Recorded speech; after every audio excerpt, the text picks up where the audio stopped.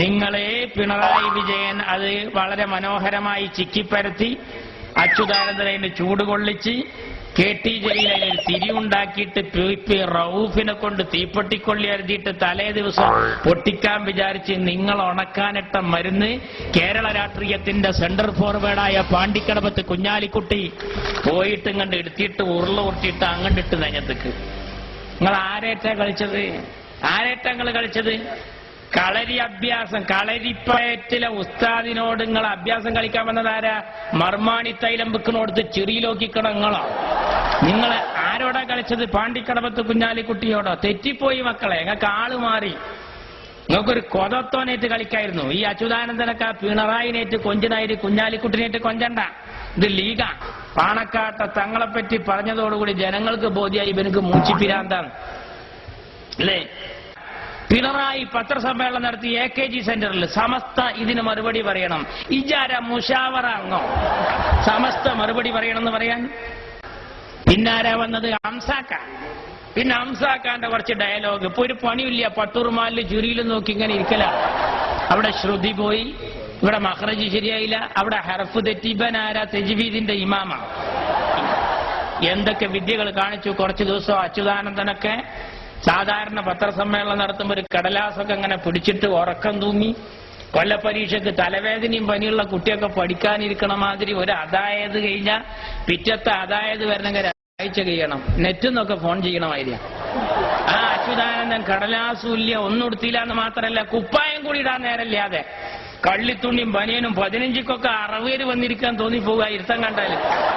ഇവരെന്താ പറഞ്ഞത്? കുഞ്ഞാലിക്കുട്ടിയെ ഒരു പാഠം പഠിപ്പിക്കും പുകലത്തും പെരേന്നുണ്ട് ഇറങ്ങിയതേ ഓർമ്മ ഉണ്ടാവുള്ളൂ. ഇത് ലീഗാണ്. രാജ്യത്ത് ഞങ്ങൾ പരമാവധി മാന്യത പാലിക്കുന്നവരാണ്. ഞങ്ങൾക്കെതിരെയാ നിങ്ങൾ കൊഞ്ചിയത്. ആ പിണറായിനോട് കൊഞ്ചുന്ന പോലെ കൊഞ്ചണ്ട. സുകുമാർ അഴീക്കോട് ഇയാൾ അധികാരത്തിൽ വന്നപ്പോ പറഞ്ഞതെന്താ? മണ്ണിന്റെ മണമുള്ള മുഖ്യമന്ത്രി. പെരിച്ചായിനെ പറ്റി പറയുകയാണെങ്കിൽ അത്ര സങ്കടം ഉണ്ടായിരുന്നില്ല. ആ സുകുമാർ അഴീക്കോട് ഇപ്പൊ പറഞ്ഞതെന്താ? ആ സുകുമാർ അഴീക്കോടാ പറഞ്ഞത്, അരുൺകുമാറിന്റെ പോലത്തെ മക്കള് ജയിക്കുകയാണെങ്കിൽ ഞാൻ കല്യാണം കഴിക്കാതിരുന്നത് നന്നായി.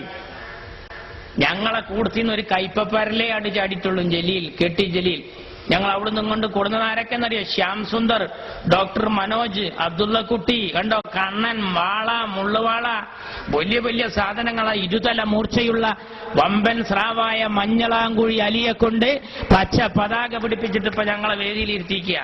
ഈ വരുന്നവരൊന്നും ചില്ലറക്കാരൊന്നുമല്ല. ഇതൊക്കെ ആരാ? നിങ്ങളെ ബ്രാഞ്ച് കമ്മിറ്റി എന്നൊക്കെ മുത്തഫരി തോതിയിട്ട് ചൈനയിൽ പോയി സെനത് വാങ്ങിയവരൊക്കെ ഉണ്ടോ ഈ കൂട്ടത്തിൽ? നിങ്ങൾ വിചാരിച്ച് ഈ ഐസ്ക്രീം ഉണ്ട് പൊട്ടിച്ച ജനങ്ങൾ ലീഗിന്ന് കുറയുന്ന അല്ല. ഞങ്ങളപ്പോ ആളും കൂടി നിങ്ങളപ്പോ ഈച്ചയും കൂടി ഇത് തല കീക്കാൻ തൂക്കാവിട്ട് ഞങ്ങൾ കൈകാര്യം ചെയ്തത്. ഇവരെ ഒന്ന് സ്വതന്ത്രൻ, ഒന്ന് ഏതാന്ന് കൊടുത്തില്ല. കാരണം ചിഹ്നമൊന്നും ഉണ്ടായിരുന്നില്ല മത്സരിക്കുമ്പോ. TV, ഫാന്, ഫ്രിഡ്ജ്, തെരഞ്ഞെടുപ്പ് വല്ല കുടിയിരിക്കലാന്ന് തോന്നിപ്പോവും. അമ്മാതിരത്തെ മത്സരമാണ്. ഞങ്ങൾക്ക് എത്ര കോലം കത്തിക്ക? എന്താ ഞങ്ങൾ കോലം കത്തിക്കാത്ത? എന്താ ചങ്ങായിന്റെ കോലം? എന്തിനാ അയാളെ കത്തിക്കണം? ആ ശശിയുടെ ഉദ്ധരണി വെച്ചാ കുഞ്ഞാലിക്കുട്ടി സാഹിബ് പറയുന്നത്. ആരാ ശശി?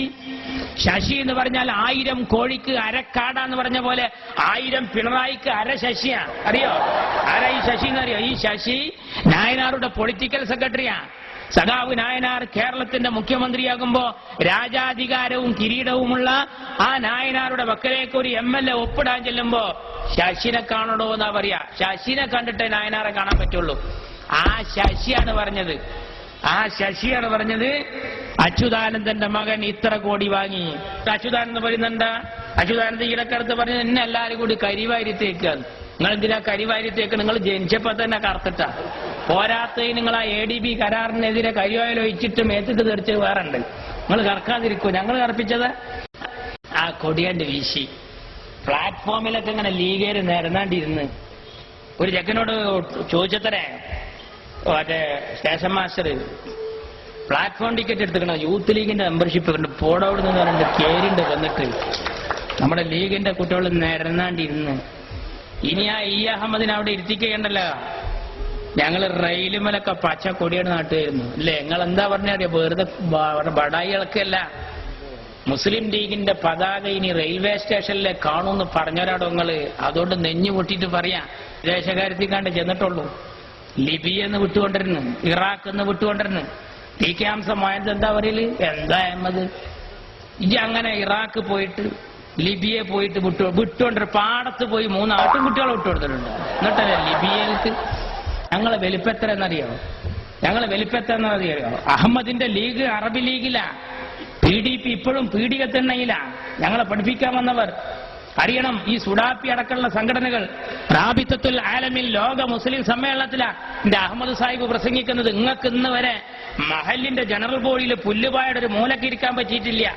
അറിയോ എന്റെ അഹമ്മദ് സാഹിബ് എവിടൊക്കെയാണ്?